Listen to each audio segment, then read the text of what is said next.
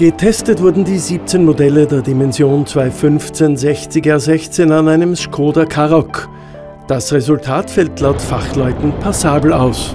In der Karoq-Klasse quasi bin ich sehr zufrieden, weil wir eigentlich nicht wirklich einen Verlierer haben. Es gibt immer einen Reifen, der die rote Laterne trägt. Das ist diesmal von Cooper Tires ein Reifen. Aber selbst den könnte man eigentlich noch verwenden. Der hat eigentlich bei Trockenheit Probleme gezeigt, aber sonst wäre er immer noch durchaus brauchbar. Dann gibt es ein breites Mittelfeld und auch wieder so die typischen 4 Top-Reifen, die alles gut können. Also hier können sich eigentlich die Konsumentinnen und Konsumenten frei bewegen und ausnahmsweise auch mal nach dem Preis entscheiden.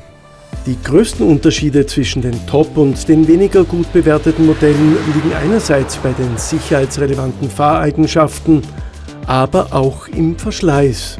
Ja, Verschleiß ist natürlich ein Thema, das die Premium-Marken allmählich in den Griff bekommen. Wir haben ja vor, nächstes Jahr hier auch ein Schäuferl nachzulegen, weil wir auch die Umwelteigenschaften stärker prüfen wollen. Und wir sehen, dass es geht. Also es geht, einen Reifen zu bauen, der bei Nässe und bei Schnee Grip hat und trotzdem nicht weniger lang hält.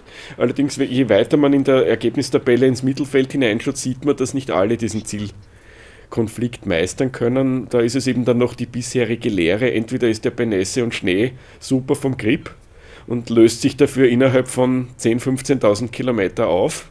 Also bedeutet also, er reibt sich ab. Oder er ist beim Abrieb gut, dann kriegt er dort eine tolle Note, bis zu 1,5 sogar haben wir da vergeben. Und man kriegt aber die Rechnung dann präsentiert bei den Eigenschaften auf Schnee und Nässe.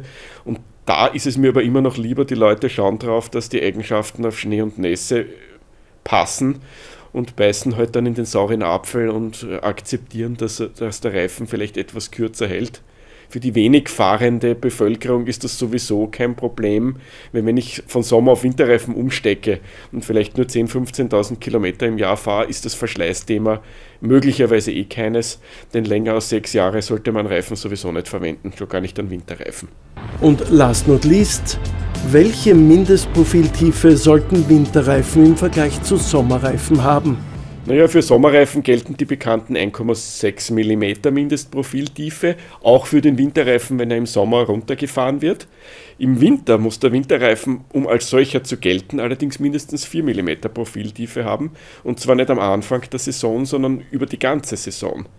Wenn der also am Anfang schon 4,5 mm hat, also jetzt im Herbst, wird sich das möglicherweise nicht ausgehen.